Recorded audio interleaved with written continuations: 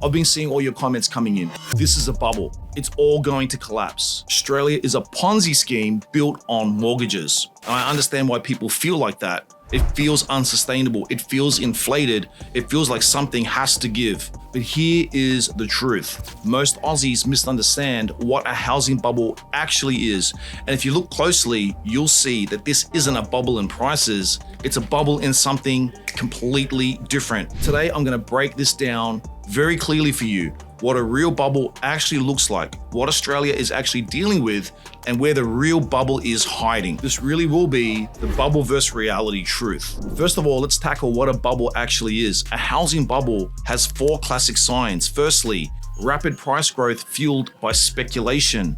2, a flood of supply. 3, extremely easy credit, banks lending to anyone. 4, then a collapse when demand disappears. That's a bubble. That's what burst in the US in 2007, the GFC. That's what burst in Ireland and also Spain. Now let's compare that to Australia. And this is where the story absolutely flips. Let's take a look at why the housing market itself isn't the bubble people think.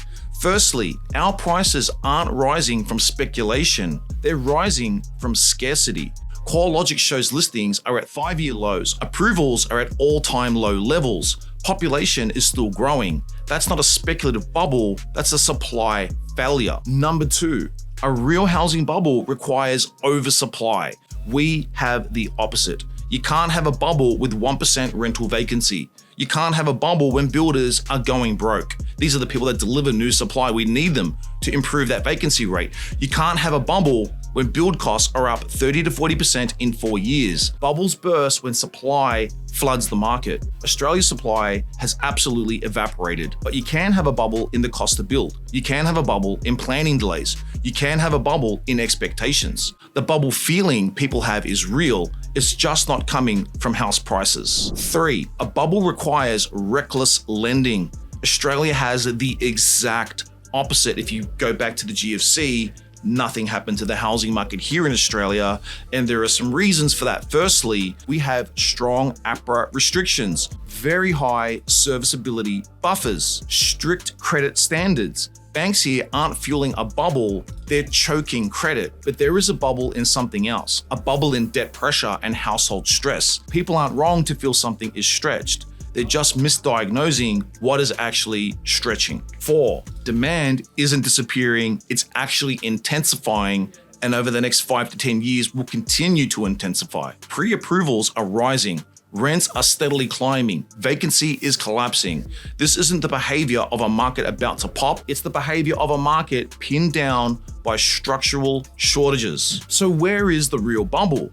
Because you're absolutely right about one thing. Something in Australia's housing system is unsustainable, but it's not home prices. It's everything around them. We have a bubble in building costs, labor shortages, infrastructure delays, planning timeframes, approval timeframes, population growth versus dwelling delivery, debt stress on households. These are the things that are stretched to breaking point. These are the things that create that bubble feeling. So when people say that word, they're expressing a real frustration. They're just pointing it at the wrong part of the system. It's not a housing bubble, it's a housing system bubble. Ultimately, what does this mean for you? If you're a first-time buyer, don't wait for a price collapse that requires oversupply. Australia will not produce an oversupply for at least 7 to 10 years. Focus on affordable pockets with strong rental demand. If you're an investor, this isn't a speculative boom, it's structural scarcity. Look for properties in the affordable end of the market, properties below that $1 million mark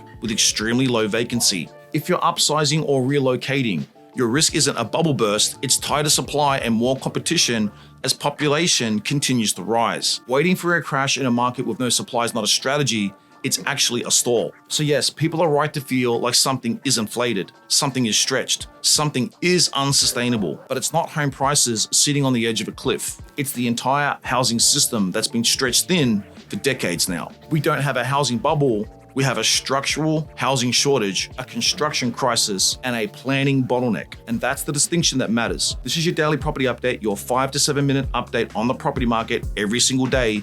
Get the data, the clarity, and perspective that you need to be a property insider. Drop your thoughts below, and I'll see you guys tomorrow. By the way, I did a really good video about why we're unable to deliver the supply that we need into the market. Go ahead and check out that video right now.